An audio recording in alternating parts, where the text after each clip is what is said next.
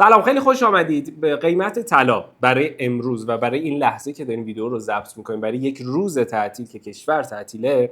17,680 طلای 18 عیار هر گرمش و تتر هم قیمتش 174,800. خیلی خوش آمدید به یکی دیگه از ویدیوهای پلیلیست چیکار کنیم.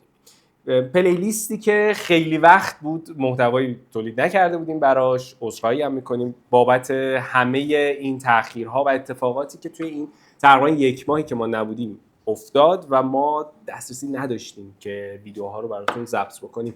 دلایلش کاملا دلایل منطقیه. حالا انتهای ویدیو صحبت میکنیم در موردش و یه خبر خیلی خوب و یه درخواستی هم از شما داریم، در انتهای ویدیو این صحبت ها رو انجام میدیم. ولی طبق روالمون بریم اول از همه بررسی روند بازار ببینیم که تا الان چه اتفاقاتی افتاده، از این به بعد قراره چه اتفاقاتی بیفته و از این به بعد قراره که توی هر قسمت که هر روزی که داریم منتشر میکنیم و قراره که 5 روز در هفته حداقل منتشر بشه این پلیلیست ویدیوهاش، هم توی آپارات و هم توی یوتیوب، قراره که یک مدل کسب و کاری رو با هم دیگه بررسی بکنیم. شما بگید که من بیزینسم اینه، مشکلم اینه، ما بشینیم بررسی بکنیم، راهکار بدیم تا بتونیم اون مشکلات رو حل بکنیم. فکر میکنم این خیلی مفید میتونه باشه. بریم سراغ روند بازار. از زمانی که ما ویدیوهامون رو تولید نکردیم، از آخرین ویدیو تا الان اتفاقات خیلی زیادی افتاد.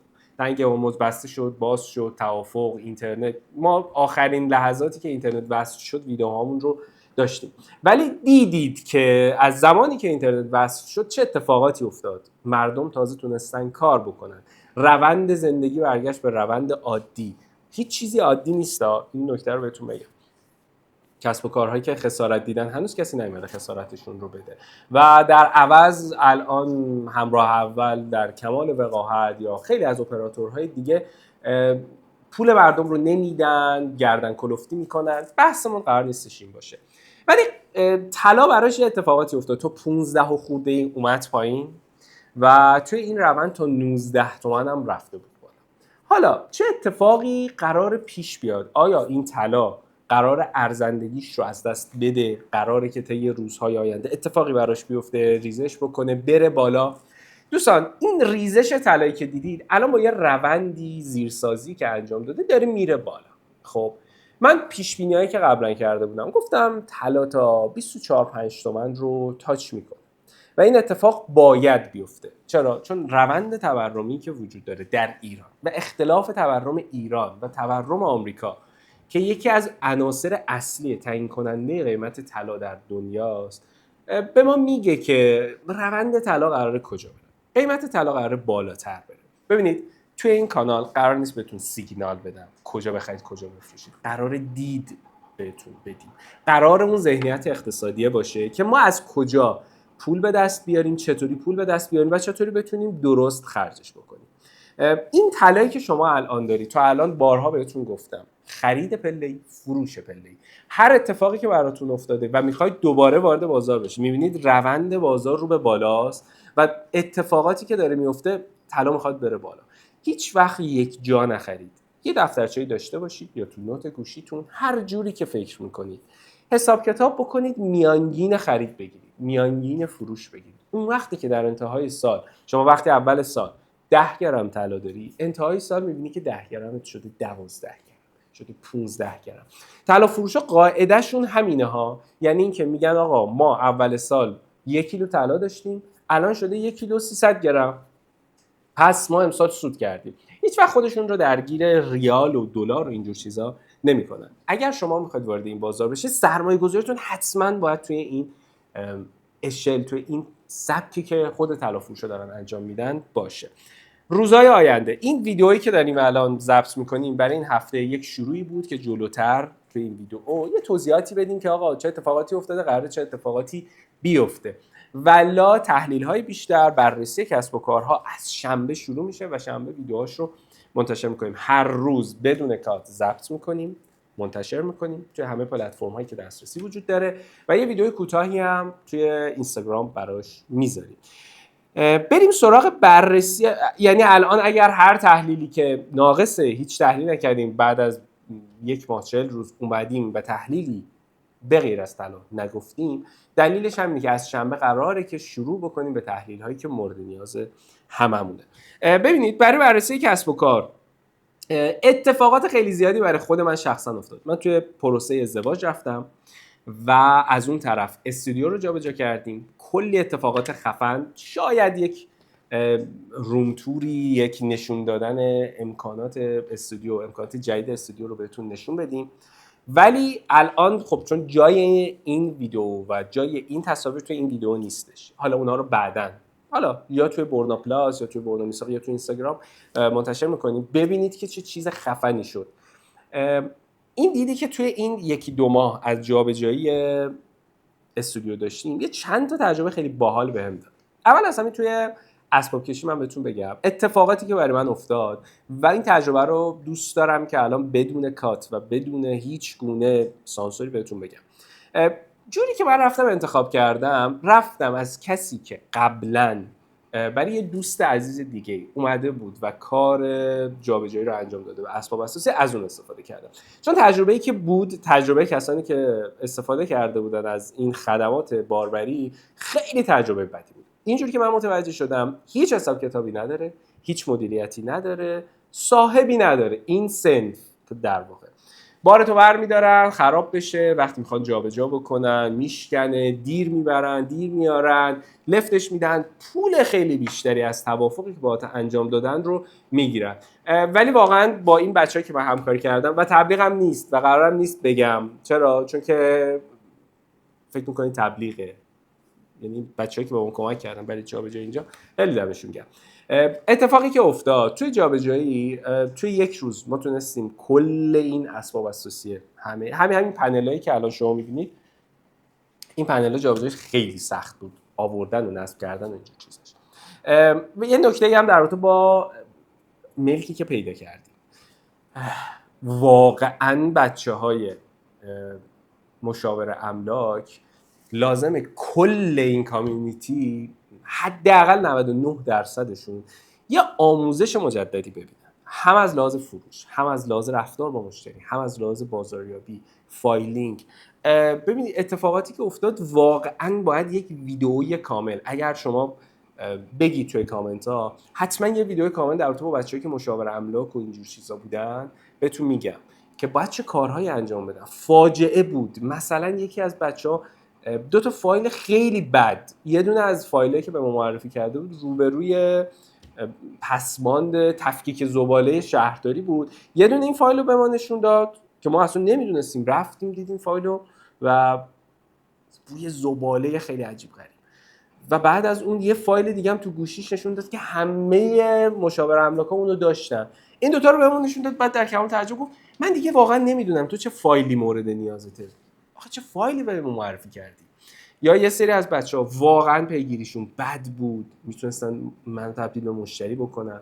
یه سری دیگه اجازه بدید، این فکر میکنم بخش مشاور املاک یه بخشی که خیلی میشه در موردش صحبت کرد، اینو بعداً صحبت میکنیم.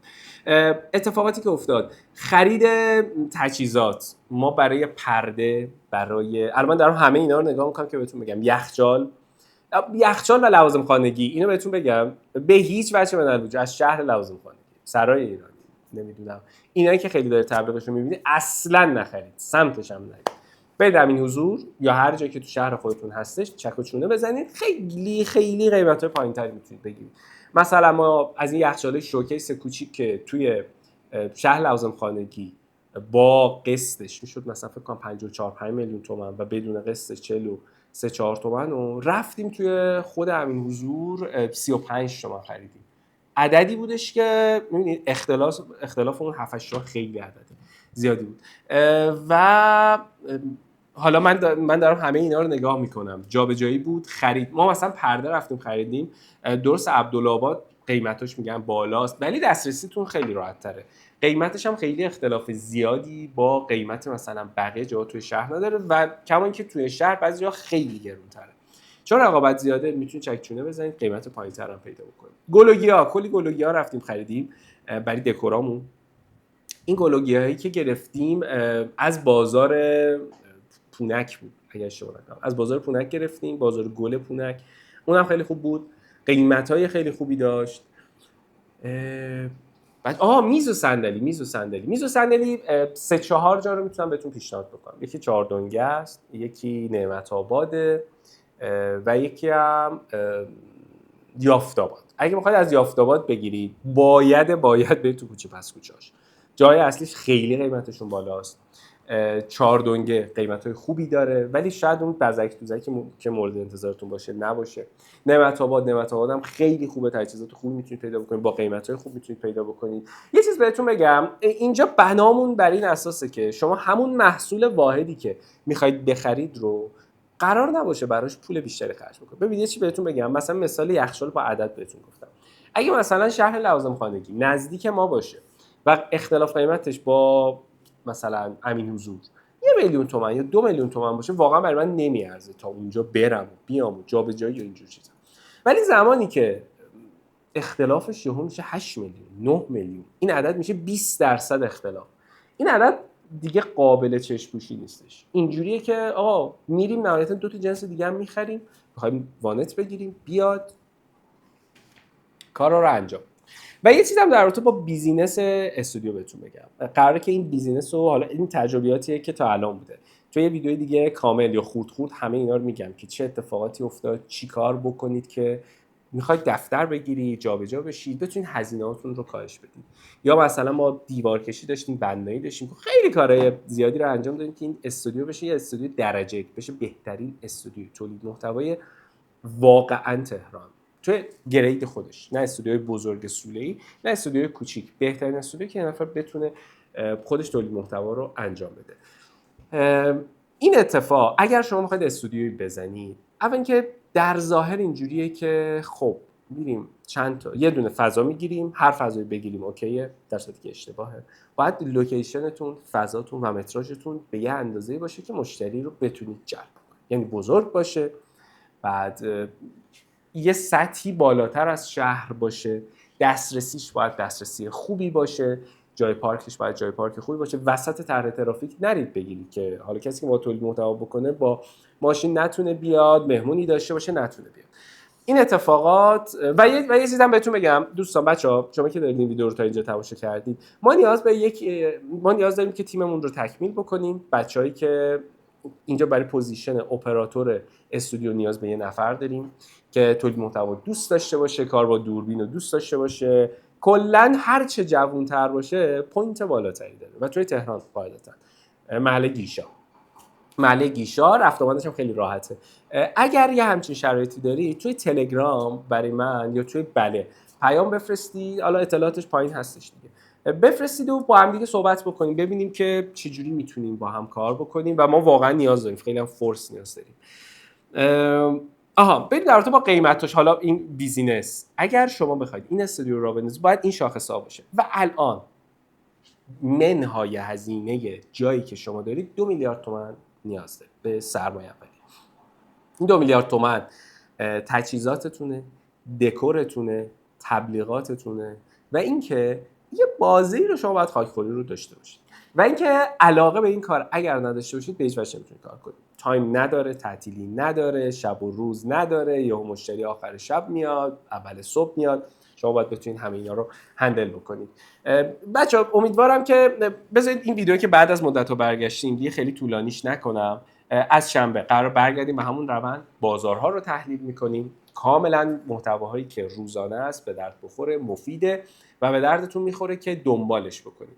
و قراره که بریم یه خورده سراغ آموزش دادن، اینکه بیزینس‌ها رو بذاریم وسط، صحبت بکنیم، چالشاشون رو بگیریم بر اساس کامنت‌هایی که شما میذارید. پس اگر یه بیزینسی دارید، یه چالشی دارید، کامنت بذارید، در رابطه با اون توی قسمت بعدی صحبت می‌کنیم. دمتون گرم که این ویدیو رو تا اینجا تماشا کردید. به شرط حیات شنبه هم خدمتتون میرسیم. مراقب خودتون باشید. خدا نگهدار.